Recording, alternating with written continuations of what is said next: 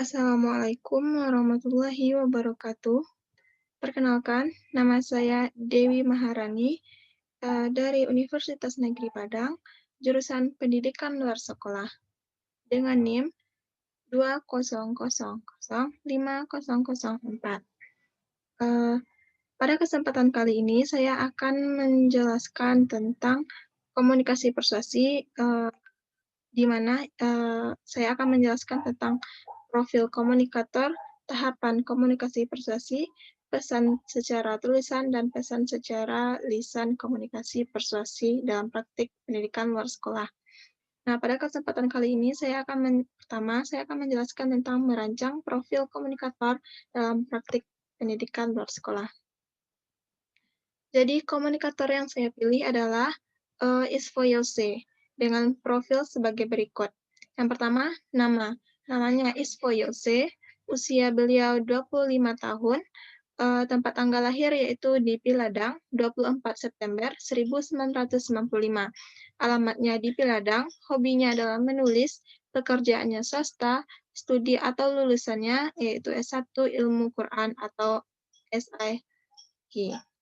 Beliau sudah terbiasa dengan masyarakat sejak tahun 2012. Kemudian pengalaman berorganisasi.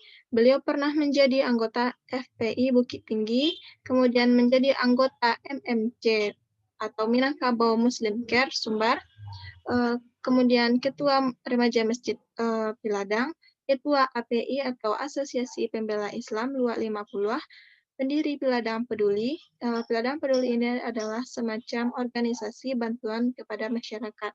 Kemudian pernah ke Lombok jadi relawan tsunami, pernah ke Palu atau Sulawesi sebagai relawan tsunami juga, pernah ke Kabupaten Pelalawan, Riau mengadakan pengobatan gratis pasca kebakaran hutan.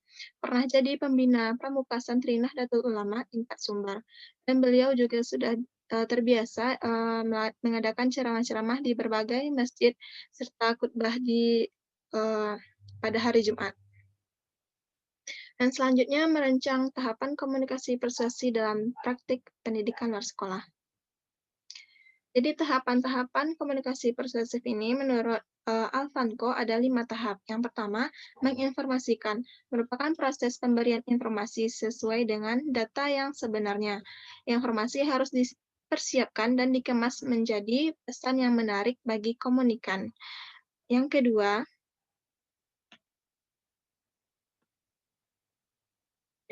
yaitu menjelaskan, merupakan proses pemberian gambaran yang lebih detail dari informasi atau pesan atau objek yang disampaikan tersebut sehingga menjadi lengkap. Tujuannya agar komunikan memiliki pengetahuan dan pemahaman yang lebih lengkap. Dan yang ketiga, meyakinkan, merupakan proses pembentukan atau mengubah persepsi komunikan sehingga memiliki penilaian yang positif terhadap pesan yang disampaikan. Dalam proses ini terkandung proses pembangunan hubungan yang saling percaya antara komunikan dan komunikator.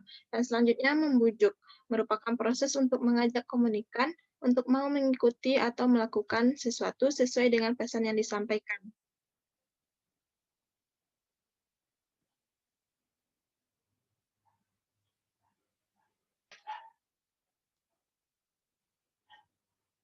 Dan yang terakhir yaitu mendapatkan persetujuan atau komitmen, merupakan tahap akhir dari komunikasi persuasif, di mana pada akhirnya komunikan setuju atau mengatakan iya dan memutuskan untuk mengikuti apa yang disampaikan oleh komunikator.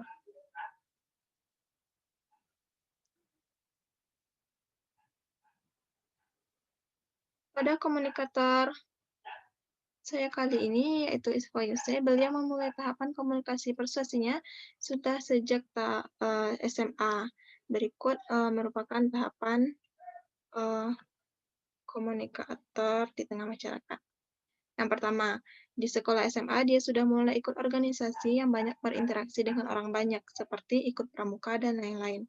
Kemudian ada perasaan suka dan tertarik untuk ikut lebih dalam kegiatan kemasyarakatan. Dan kemudian ia melanjutkan kuliah dengan jurusan Ilmu Quran. Di sini ia lebih dalam mempelajari ilmu Al-Quran, serta ia juga diajarkan cara menyampaikan informasi atau kajian-kajian dengan baik dan benar. dengan tahapan yang sudah saya jelaskan seperti yang di atas tadi. Kemudian setelah lulus, ia langsung ikut organisasi kemasyarakatan yang ada, seperti ia mendirikan sebuah organisasi bantuan masyarakat yang bernama Piladang Peduli. Di sini ada kegiatan yang namanya pembagian sembako, bantuan-bantuan untuk masyarakat yang membutuhkan, bahkan pembedah rumah masyarakat yang sudah tidak layak. Semua dana yang didapatkan dan dipakai itu merupakan hasil dari sumbangan-sumbangan masyarakat lain juga. Di situ ia menginformasikan bagaimana keadaan masyarakat yang sudah tidak mampu melalui sosial media atau Facebook maupun secara langsung. Kemudian menjelaskannya lebih lengkap lagi bagaimana keadaannya, meyakinkan orang-orang bahwa itu benar adanya, lalu membujuk komunikan itu dengan apa manfaat yang ia dapatkan jika membantu, dan kemudian baru orang-orang mengiyakan dan melakukan transfer dana untuk membantu masyarakat yang kurang mampu tersebut. Dalam hal ini, orang-orang atau komunikan bisa percaya atau terpengaruh disebabkan Bang Isfoyose ini merupakan orang yang cukup berpendidikan di tengah masyarakat. Dan kemudian merancang pesan komunikasi persuasi secara tertulis dalam praktik PLS.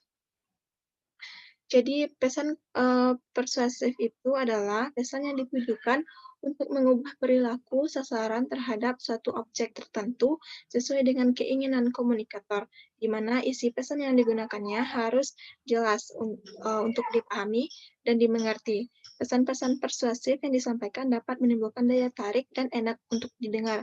Seorang komunikator dapat menyampaikan pesan harus mampu menciptakan situasi nyaman dan nyambung dalam proses komunikasi, yaitu tidak lari dari topik pembahasan. Dan dengan demikian, komunikasi persuasi akan lebih efektif dan dapat diterima dengan baik oleh komunikan. Dan pada kesempatan kali ini, saya akan menyampaikan atau membuat pesan tertulis dari komunikator saya, yaitu Isfoyose.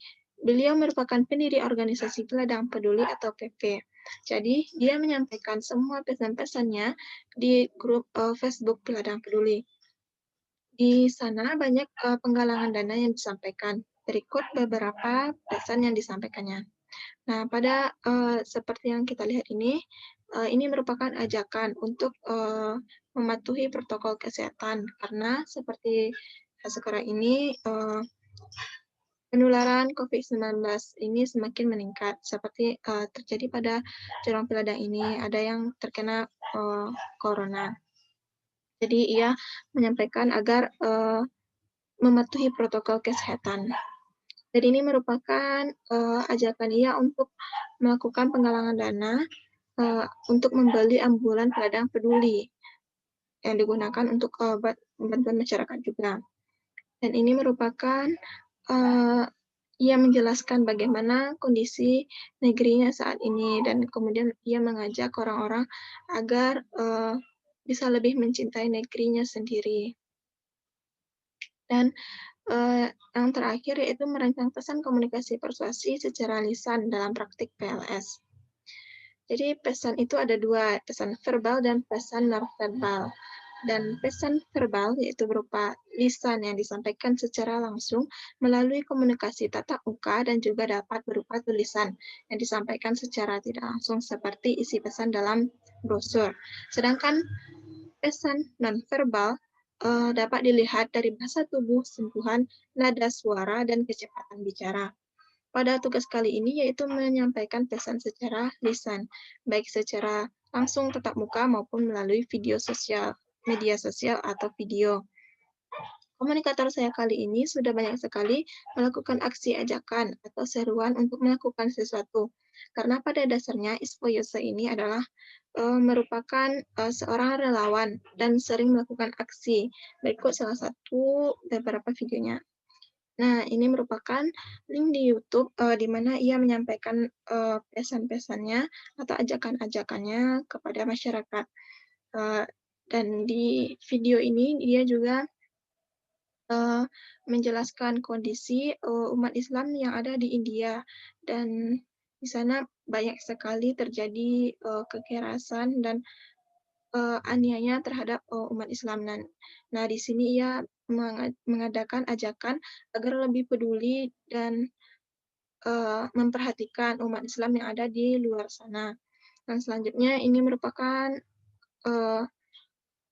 video yang ia lakukan di tengah keramaian masyarakat atau di tepi jalan. Dan ini merupakan proses komunikasi persuasinya untuk mengajak masyarakat. Baiklah, hanya sekian yang dapat saya sampaikan. Jika ada yang salah atau yang kurang, saya mohon maaf. Saya sudahi dengan wabillahi taufiq wal hidayah. Assalamualaikum warahmatullahi wabarakatuh.